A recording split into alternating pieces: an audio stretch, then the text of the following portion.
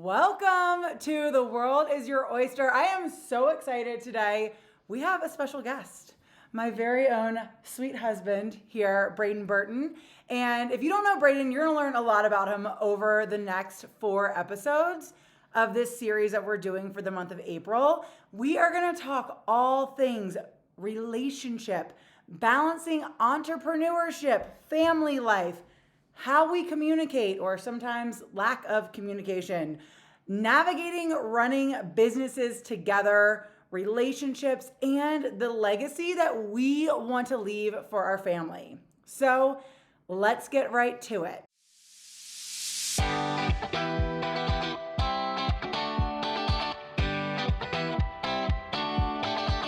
For those of you that don't know my husband, Braden, he is a wildly successful entrepreneur, but more than just being a successful entrepreneur, he's just, in my opinion, the best human ever. You're my favorite human, which is pretty fun that we get to do life together. Anyway, I want everybody to hear a little bit about your story because I know that a lot of people don't know how you got started with your own business. What's your background? Let's just kind of start. This is something I've actually never asked you before, but were you entrepreneurial when you were younger? Were you the kid that had like the lemonade stands in front of your house? Yeah, similar, but we had actually built a mini ramp at my house growing up, was a skateboarder, and people would come over to skate, and I'd grab Utz potato chips from my mom's work, and we would sell them. I would sell them to people that came over to skate, because we'd have the whole neighborhood come over and skate at the house. People would be hungry, thirsty, so like swinging bags of chips. You were upselling the Utz to the kids in the neighborhood. So that was kind of the earliest thing I can remember as far as entrepreneurial stuff. And then I had a lot of jobs, man. I just started working when I was like 14, I would say. And I don't know, kind of lacked some direction and clarity in life. And ended up, my grandfather got me a job as a helper doing collision repair at a local car dealership. I've worked in the like detail department at a lot of local car dealerships. And then I remember, man, I was just drinking a lot and got a DUI and was working for a guy in the collision center. And he was like, man, he told the other guys we worked with, like, hey, I think I'm gonna have to fire Braden, it's not working out. Sent me home for the day and kind of, I don't know, made me look at getting sober. So I got sober actually when I was 19. And then the cool part about that story was that guy I was working for ended up quitting, and I got promoted and became my own collision repair tech at that shop for about 7 years or so. And then that got you into I like making money. Yeah. Like, so when did you know that you liked making money? Yeah, I was making pretty good money as a collision tech in Baltimore. And yeah, I don't know, always growing up, I wanted to be really successful because I kind of grew up with a single mom, kind of just raising me and my 2 brothers. And so I wanted to really just alleviate that financial pressure I saw her dealing with growing up. But you didn't do it the traditional way with like going to college and like when I grew up, my parents were very traditional in the fact of you go to you graduate high school, you go to college, you get your 4-year degree, you get the 9-to-5 job behind the desk, which is crazy because my parents were business owners and entrepreneurs themselves, but that was like the story they fed me. Yeah, I didn't come from the college background family and parents, so like I tried to navigate college and I just didn't have a lot of, again, clarity or direction there, I feel like. And so again, I kind of got right into the job market and working, you know what I mean? And then making money. I remember I was sitting with my accountant. I was maybe 22 or... What 22-year-old has an accountant? 23, getting ready to do my taxes. It's just a good buddy of mine. And I remember he looked down and he was like, dude, you're making like really good money, And I think that's where our society's at today is like all these guys in the trades are absolutely crushing it because we kind of... I don't know, like college can be great if you want to be a doctor or something like that, but for most people, I don't think that it's a great path, right? Like you can just step into entrepreneurship or, a trade and start making some really good money at a really young age. And for me, that helped me to be able to buy my first house at 23, which I'm sure we'll get into later, but. Yeah. So I want to kind of revert back a little bit. You were talking about how you were getting in trouble at work. Like you found this job. You were like, okay, this is good. I'm making money. I like working with my hands. I like working on cars. But you found yourself drinking a lot and you kind of got into trouble in some high school as well. What really was that? Like, what did that look like? Because a lot of people don't know. We don't talk about it a lot. Braden got sober really young and has been sober since. So what did that look like? Like being sober and working and just like navigating that part of your life? Well, I mean, like for me, I removed that part of my life and like life started to get really good, right? Like I managed life a little better. I didn't spend so much time and energy on drinking and partying, you know what I mean? So like I got super focused on my career and trying to buy a house. I was kind of told like, oh, you need to buy a house. And then I met Courtney right when I was getting ready to buy that house. And I had a friend who had moved to Colorado and I was like, I want to go be a ski bum for a winter, like I have this career. I know I can fall back on this or I can do this later, but like I want to go have some fun and be a ski bum. So that's essentially what we did. Like we moved out here together. But I didn't understand that. I was like, once again, I came from this very traditional background where if you bought a house, that meant you lived in it. Yeah. Where did you even get the knowledge or the idea or the motivation at the time at age 22, 23 to be like, because when we met, he was like, I'm buying this house. And I was like, oh, nope, I don't want that. Like, I want to travel and I want to go on adventures. And he was like, no. This means that we can go travel and go on adventures. Actually, it was our second date that you had the check? Yeah, something like that, yeah. It was like our second date. Braden had this check because he was going to buy this house. And I was check, how much was it? It was like 17 or 19,000 bucks, This is crazy. in which like 10 or 11,000 came from a Toyota Tacoma I had that had a rusted frame, and Toyota bought it back for me, and then I saved like 8,000 bucks, and then we rehabbed the house with a credit card, FHA loan, 3.5% down, but yeah, I don't know. I think it's the American dream, right? Like you want to own your own house. I think that's what my family kind of instilled in me was like, hey, you got to have a mortgage, like that's what success is like you own your own house and you start building equity through a mortgage, and so for me it was like, okay, I'm gonna do that, but then I'm gonna rent the house because I want to go travel and live somewhere else. So for me, I had to buy the house, and that was the goal, right? I remember like the goal was like buy a house, fix it up, rent it out, and I'm moving to Colorado, and like that's what gave me the ability to feel confident to move somewhere else and just rent a place. Is like, all right, cool, I have a mortgage and it's getting paid down, like that's how you build wealth, essentially, is what I learned, I guess, pretty young. So. And I did not have this mindset at all. Like, he had this check, and he told me on our second date, he's like, yeah, I'm going to buy this house. I have this check for like $17,000. And I was like, dude, do you know that we could go travel the world for like a year on $17,000? And he was like, babe, you stick with me. I'm going to turn this $17,000 into, you're like, I'm a double. No, it's funny because my realtor at the time, good buddy of mine, Dickie, he said, look, would you spend 6 months working on this house, fixing it up, like in your spare time, because I had a full-time job, to make 60,000 bucks, and essentially, so the house was like 240,000. He's like, if you, fix this place up, you're going to create $60,000 of equity. And so that's why I told Courtney, I was like, yeah, this real estate's the answer. It's going to like help us in the future. I was like, this is crazy. And sure enough, like 9 years later after owning that house, like we lived there for a couple of years. I had roommates. I would like fix up part of the house, rent it out, move to a different part of the house. Once it was all fixed up, it was like, cool, it's time to move to Colorado. We rented the house out and we lived out here in Colorado for like 7 years while it was rented. And then, I was a ski bum, man. And Courtney was asking me earlier, like, what made you want to be an entrepreneur? But, we struggled as ski bums, dude. We worked a lot of jobs. We worked a lot. We played a lot. Like, I snowboarded a ton. But, what, you had like 100 days one season. Yeah. But we struggled financially. And so, like, I just got kind of like, all right, I need to maybe look back into real estate again. Because that house had been paying us like $300 or $400 a month, $500 a month for a few years, right? So that we were supplementing our income with a little bit of cash flow from that house outside of repairs. And then, so I just started to dive back into real estate, and this guy was like, hey man, like, do you have equity in your Maryland house, whatever, like you could re-leverage it. Just taught me a lot about real estate. And so when we looked at that property, we refinanced it, and we got a check literally for $60,000 in a cash out refinance.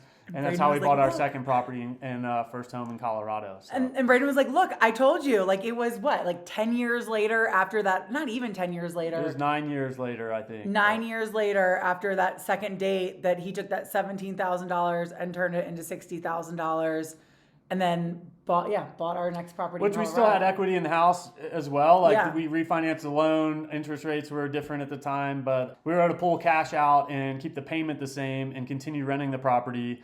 And then after COVID hit, we actually did end up selling that house. But so at this point in the journey, Braden just bought the second house.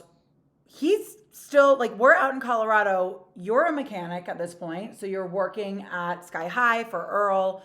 I was a CrossFit coach, bartender, personal trainer.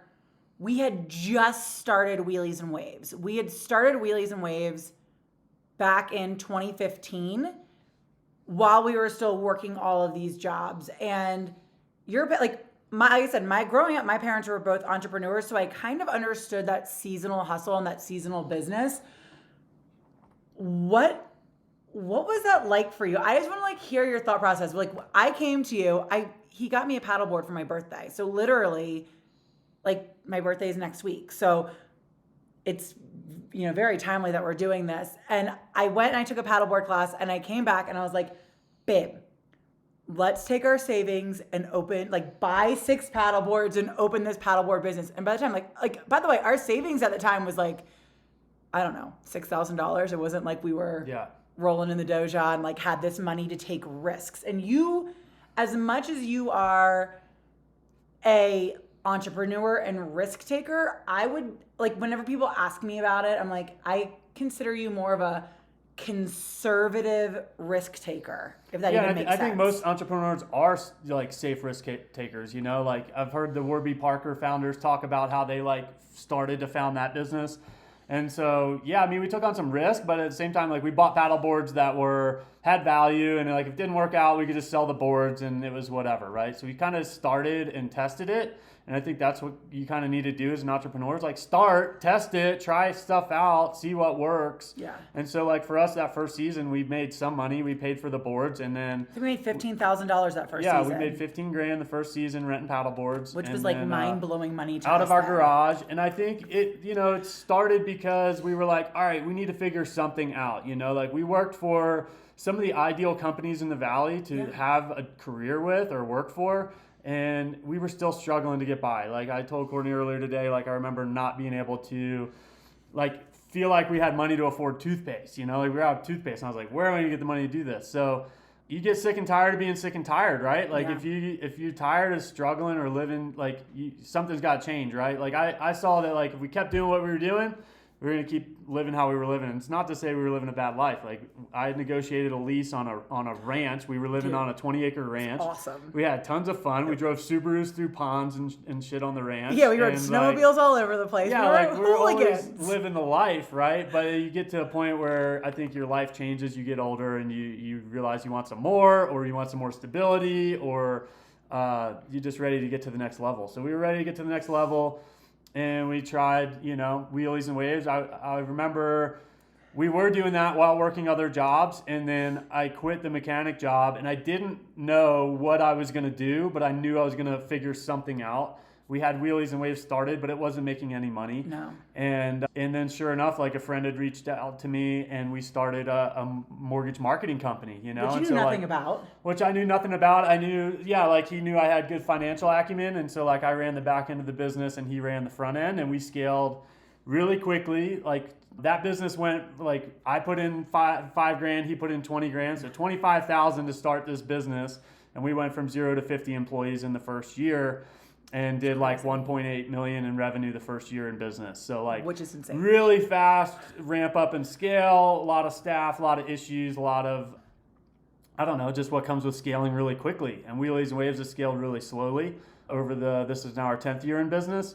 So needless to say, I've been learning a lot, drinking through the fire hose of entrepreneurship. And I think that's what it takes. Like, you don't have it all figured out. We went and bought boards, and then it was like, time to figure out insurance, time to figure out this. And right now, 10 years in, there's these next things in front of us that we're figuring out as we move forward in all of our entities and companies. So you, at this point, so he built this mortgage marketing company with his buddy Adam to $1 million company in 1 year. And literally, mechanic to that. We were living in a 20-foot camper together. Yeah, living in the camper. I don't know. Probably that whole summer, but I think I had knee surgery or my leg was in a cast. I got a picture of me sitting on the computer, managing the data for the lead company while slinging paddle boards. And again, just figuring it out. So I think you got to have that ability to just like, I'm going to figure out what's next and what's in front of me. And I was thinking about what kind of vision we had when we started Wheelies and Waves. It definitely wasn't where we are today. It was like, we're going to start renting paddle boards and like see what it does. We didn't have a business plan. We didn't have clarity as far as scale or exit plan or whatever as much as we do now. And even now today, 10 years in, it's still like you just adapt and figure it out, man. That's what you got to do. And you do that in life regardless, you know what I mean? It's just, we cling on to that stability of like a set job, set pay. And Courtney was mentioning to me this morning how the last 7 years we've been 100% responsible for our income, and we've created it all through our businesses and what we do with our work. So that's pretty cool. It is wild to think about, like, nobody has given us a paycheck. Like, nobody's given us a constant paycheck. Everything that we have, we've literally built from taking these calculated risks and just figuring it out along the way. And I will tell you, there have been failures and lessons along the way, like with the marketing company, the mortgage marketing company. I mean, Braden and his buddy built that. And then, I mean, after a year, you were like, like, money is great, but money at an expense of your total happiness is not great. So you got out of that.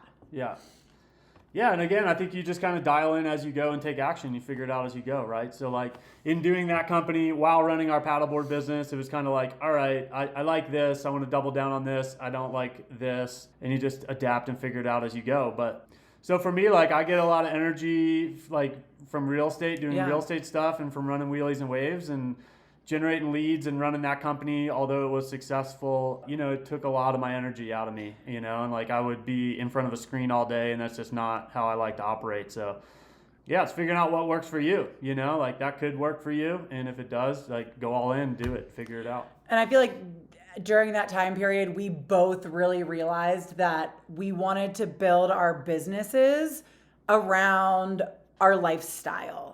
And like, that's why you are on Instagram, the adventure investor. And you realize that, like, I think that was a real light bulb moment. Before that, it was like, how can we make more money? How can we make more money? Like, what is this next step? Well, you figured out there's a million ways to make more money. But you knew at that point, and I think we knew together as a couple, that we didn't want to make more money at the expense of not being able to go outside and play, not being able to ride your dirt bike, not being able to ride your snowmobile, not being able to travel. And so that's really when I think like your interest in real estate just like skyrocketed, and you started you started educating yourself on that. And that's the thing. There are so many free resources out there, or books. Like you didn't go to college for business. You didn't study business at a traditional institution. Like, how did you learn about real estate, and how did you learn about business in general? Yeah, so we're going back probably 2016. I just started buying all the books, man, reading the books. I signed up and went to conferences. So I've invested more than a college degree. I don't know, maybe not quite so much, but I'd say probably $50,000 to $100,000 in educating myself as far as real estate, business, some coaching along the way. And then just by doing, you learn so much just by actually getting in the trenches, And so like, it's funny now because we employ some people and they come out of college, but they don't have the experience to like do what we want them to do or need them to do. So it's like experience trumps all. And at the same time, I don't think there's ever balance that comes with this kind of stuff. So like, no, we're going to talk about that in the next episode, like balancing entrepreneurship and relationships. Cause we own Wheelies and Waves together as 50-50 partners, and then our own separate businesses as well. And like, people were like, how does that work? And I'm like, very carefully. Yeah. And then, so now your real estate career is just taken off. Like it really has. What properties do you own right now? Yeah, I think what happened in those first few years was like we spent time, energy, money, like getting clarity around what we want it to look like what we're setting out to achieve. What do you want your business to look like? What do you want your life to look like? And that's where kind of, for me, like my understanding who I am and the adventure investor was kind of born, right? Like, why do I want to invest in real estate, right? It's not just to get the money, like great. The money's great. You have to make money in life. We'll talk about that later too, maybe, but what is the money going to get you? Like, what are you trying to create? And so for me, it's being able to go snowmobile on a Tuesday, right? Or, have that freedom of time and freedom to like live your life how you want to live it, right? That's what you want to create with money. So the more clarity you can create around that, the better. And I think that's what Courtney and I got really good about. You know, her parents had a seasonal garden center, and we saw where they had off in the winter, and it took them a long time to get there, but where they would just go ski in the wintertime, you know? And so for us, we kind of looked at that and we were like, how do we do that, but like way sooner? And that's what we've done, because that's what we set out to do, right? So like we bust our butts in the summertime. We obviously do additional work in the winter, but like we've created that kind of off season to where we can kind of catch our breath, we can regroup and go travel, you know, live that lifestyle that we really like to live. You know, I don't work 50 weeks a year with 2 weeks vacation anymore, because that's what we wanted to create. You know what I mean? Like, but if that's what you want to create, that's great. If you like the certainty and stability of a career and a job and you want to have that, that's great too. So real estate for us, essentially, man, is just retirement. It speeds up retirement. To me, retirement is, you know, replacing your income with enough cash that you can go do what you want to do with your days. And after learning and digging into what that looks like and reading about finance, you know, real estate's the fastest way to do that by creating, you know, monthly cash flow and it pays you every single month. And so currently the properties are? Yeah, so right now our portfolio looks like 21 units. We've got the commercial building we lease to Wheelies and Waves. We've got an Airbnb. We've got 2 commercial rentals. And then we've got a 17-unit mobile home park where people just lease the land, one of those being a commercial building as well. So we're kind of across the board. And then our house. Yeah, and then we just bought our house, you know, after all of that stuff.